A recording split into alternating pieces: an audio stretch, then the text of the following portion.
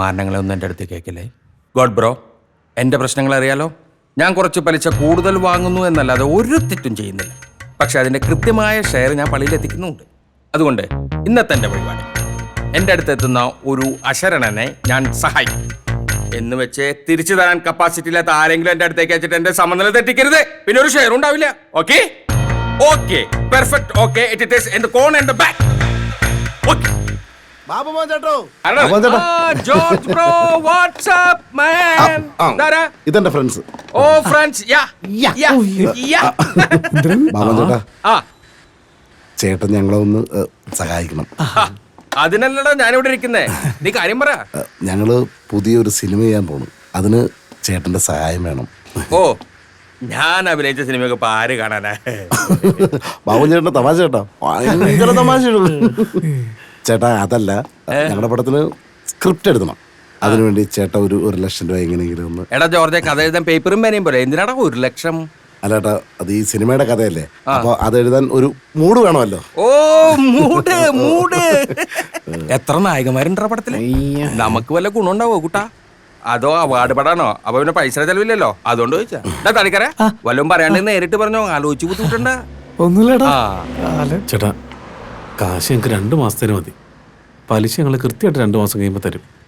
ജോർജെ, നിനക്ക് ഓർമ്മ ഉണ്ടാ കൊടകരയല്ല ശാരി? മറക്കാൻ പറ്റുമോ? നമ്മുടെ ദുബായ്ക്കാരി മറ്റേ IT സ്പെഷ്യലിസ്റ്റ് ചേട്ടാ, അവർക്ക് കുറച്ച് കാശ് കൊടുത്തില്ലേ? അത് തിരിച്ചു കിട്ടിയ? കാശൊക്കെ തിരിച്ചു കിട്ടി. ഇപ്പൊ അവൾ എന്റെ കൂടെ. ഞങ്ങളൊരു 6000 സ്ക്വയർ ഫീറ്റിൽ ഒരു കൊച്ചു വീട് എടുത്തിട്ട് അങ്ങോട്ട് കൂടി. പുലിയാണ് അവളെ കുതിര പോലെ. നമ്മുടെ ഈ ബിസിനസ് ഓൺലൈൻ ആക്കിയാലോ എന്നാണ് അവള് പറയുന്നത്. നിനക്ക് എന്റെ കൂടെ നിന്ന്. അയ്യേ, ആ പരിപാടിയൊക്കെ ഞാൻ നിർത്തി. ഇപ്പം ഡീസൻ്റായി. ഇനി ഏതെങ്കിലും ഒരു പെണ്ണിനെ പ്രേമിക്കണം, അതിനെ കല്യാണം കഴിക്കണം. പക്ഷെ അതിനു മുമ്പ് സിനിമ എടുക്കണം ചേട്ടാ. ആ, നിന്റെ ആഗ്രഹമൊക്കെ കൊള്ളാം. അല്ലടാ ജോർജ്, ആരടാ ഇതിന്റെ സംവിധാനം? കുഞ്ചാക്കോ ചേട്ടാ ഞാനാ. കഥാകൃത്ത് ഞാനാട്ടോ. ആ, അതാണ് ഇങ്ങനെ താടിയൊക്കെ വെച്ചിട്ടല്ലേ? അല്ല, നീ എന്തിനാ ഈ താടി വെച്ച്? അവാർഡ് മേടിക്കാൻ. ഓ ഓ ഓ, അല്ല സംവിധായക, നീ ഇതിനു പോലും ചെയ്തിട്ടുണ്ടോ? ചെറുതായിട്ട്. ഏയ്, ചെറുതായിട്ട് ചെയ്തിട്ടൊന്നും കാര്യമില്ല. ചെയ്യുമ്പോ സ്ട്രോങ് ആയിട്ട് ചെയ്യണം. അല്ലേ ജോർജ്? അതെ അതെ അതെ. ഈ ജോർജില്ലേ, ഇവന് ഈ പൊണ്ണത്തടി മാത്രമല്ലോ കണ്ടതൊന്നും വലിയ വില്ലനാണെന്ന്. അത് നിനക്ക് ഓർമ്മ ഉണ്ടാ? കൊല്ലത്ത് നമ്മള് പൈസ വാങ്ങാൻ പോയ കാര്യം. ഞങ്ങള് കൊല്ലത്ത് ഒരു കുടി ഒഴിപ്പിക്കാൻ പോയത്. ഇവനെ ഇളനീര് വെട്ടാൻ ഒരു വാളെടുക്കാൻ അകത്തേക്ക് പോയി. അന്നേരമാണ് ഗടാഗടിയന്മാരെ 5-8 ഗുണ്ടകൾ വരും. ഞങ്ങള് സ്കൂട്ടായി.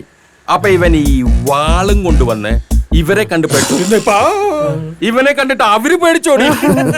അന്നേരം ഇവൻ വായിട്ട് തുറന്നിരുന്നെങ്കിൽ അവന്മാരെ പിടിച്ചിട്ട് പഠിപ്പിച്ചേനെ. ഓ ഓ ഓ, സോറി സോറി പഠിക്കൂട്ട. അത് സ്നേഹം കൊണ്ടാണ് തോന്നല്ലേ? അതെ ചേട്ടാ, അതൊന്നും ഇപ്പൊ ഓർമ്മിക്കല്ലേ. ഇപ്പോഴും ഉറക്കത്തിൽ കിടന്ന് ഞാൻ ഞെട്ടാറുണ്ട്. ചേട്ടൻ പണിയുടെ കാര്യമൊന്നും പറഞ്ഞില്ല. 2 മാസത്തേന് മതി. കൃത്യമായിട്ട് ഞാൻ പലിശ തന്നോളാം. അത് തരണം ചേട്ടാ. ഇപ്പൊ സിനിമ ഇത്ര ലേറ്റ് ആയാലും വിഷയമൊന്നുമില്ല കേട്ടോ. കാരണം ഇവന്റെ കല്യാണം ഏകദേശം ഉറപ്പിച്ചിട്ടുണ്ട്. പെണ്ണങ്ങ കാനഡയിലാണ്, നേഴ്സാണ്. നല്ല നമ്മുടെ കിട്ടും. അപ്പൊ പടം നടന്നില്ലെങ്കിലും ചേട്ടൻ മേടിക്കണം. നീ കല്യാണം കഴിക്കാൻ പോവാ? എടാ, ഞാൻ ഈ സിനിമാക്കാർക്കൊന്നും കാശ് കൊടുക്കാറില്ല. അതുകൊണ്ട് തന്നെ പറയാം, 1,00,000 രൂപയ്ക്ക് എല്ലാ മാസവും ആ തീയതിക്ക് 15,000 രൂപ എന്റെ കയ്യിലെത്തണം. മനസ്സിലായോ? പിന്നെ എന്നെ നടത്തിക്കരുത്. എന്താന്ന് വെച്ചാ 15,000-ന് ഡെയിലി 500 രൂപ എക്സ്ട്രാ വരും. അത് ഡെയിലി തരും വേണം. ചേട്ടാ, 1,00,000 രൂപയ്ക്ക് 15,000 രൂപ എന്ന് പറഞ്ഞാൽ കൂടുതലല്ലേ ചേട്ടാ? കൂടുതലാ? ആ, അല്ലടാ. അതെ, ഒരു കാര്യം ചെയ്യ്. നല്ല മഴക്കോളുണ്ട്, സ്ഥലം വിടാൻ നോക്ക്. ജോർജെ, കാര്യങ്ങൾ വെടുപ്പല്ലോ. നാട്ടു നടപ്പറിയാത്തമാരെ വിളിച്ചോണ്ടിട്ട് നീ എന്റെ ടൈം വേസ്റ്റ് ആക്ക. എന്റെ പൊന്നേട്ടാ, ഞങ്ങളൊരു അത്യാവശ്യമുള്ളതുകൊണ്ട് വന്നല്ലോ കേട്ടാ. ഇങ്ങനെ ഒഴിവാക്കി വിടല്ലേ? ആ, പൈസ വാങ്ങാൻ വരുമ്പോ എല്ലാവരും അത്യാവശ്യക്കാരാ. എനിക്ക് മാർക്കറ്റില് 1,00,000 രൂപ കൊടുത്താൽ വൈകുന്നേരം ആവുമ്പോ 1000 രൂപ കിട്ടും. അതാ ഞാൻ പറഞ്ഞത്, വേറെ അന്വേഷിക്കാൻ. ചേട്ടാ, ഇതിനു മുമ്പ് ഒരു പലിശക്ക് എടുത്തിട്ടില്ല, അതുകൊണ്ടാണ് അറിഞ്ഞുകൂടാ. കൂട്ടാ, ഞാൻ പൈസ തരുന്നില്ല. Okay okay. ഒന്നേ ചേട്ടാ, റോഷന്റെ പൈസ കിട്ടിയാ? ഇല്ല ചേട്ടാ. നാളെ കിട്ടിയില്ലെങ്കിൽ അവന്റെ കാർ എടുത്തിട്ട് പോന്നോ? ശരി ചേട്ടാ. അവന് വേറെ വല്ല വണ്ടി സൈക്കിൾ ഉണ്ട്.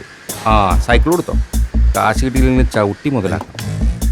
ആള് പോയി കഴിഞ്ഞാൽ വേറെ ആൾക്കാർ സമയത്ത് കിട്ടിയെന്ന് വരില്ല. ഇപ്പം വേണമെങ്കിൽ മേടിച്ചോ. പക്ഷെ ഇത് എന്തൊരു പലിശടാ? എടാ, നമുക്ക് അഡ്വാൻസ് മേടിക്കുമ്പോൾ തന്നെ ഇതങ്ങ് തിരിച്ചു കൊടുത്താൽ പോരെ? അതുപോലെ ഇവൻ പറഞ്ഞ പോലെ കല്യാണം ഉറപ്പിച്ചു കഴിഞ്ഞാൽ പിന്നെ കാശ് വരില്ലേ? അതുവരെ പോരെ നമുക്കിവിടെ റൊട്ടേഷൻ.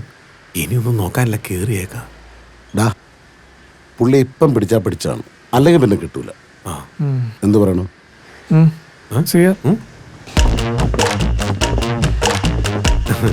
ചേട്ടൻ പൈസ അനുഗ്രഹിക്കണം. അപ്പൊ പലിശ ഔചിത്യക്കാരന് ആവശ്യമില്ലല്ലോ ചേട്ടാ. എന്നാ ശരി, ഓഫീസിൽ പോയി പൈസ വാങ്ങിക്കോ. അവര് പറഞ്ഞ കടലാസിലൊക്കെ ഒപ്പിട്ട് കൊടുത്തോ, 2 ബ്ലാങ്ക് ചെക്കും കൊടുത്തോ. ഓക്കെ. എടാ എന്നാലും നീ പറഞ്ഞ ആ ഡയലോഗ് അങ്ങനെ ഇല്ലല്ലോ, ഒന്നുകൂടി പറഞ്ഞു. അതെ ചേട്ടാ, ആവശ്യക്കാരൻ ഔചിത്യമില്ല എന്നാണ് ഉദ്ദേശിച്ചത്. ആ, അങ്ങനെ പറ. എന്റെ നാവുടക്കി പോയി. അതായിരിക്കും. എന്നാ ശരി, ഓക്കെ ഓക്കെ. Okay okay. അതല്ലേ ശരി അല്ല, എന്ത് സൈസ് ഉള്ളടാ മരവുള്ളയാ. പെട്ടെന്ന് വലിയ നോക്ക് ബാ.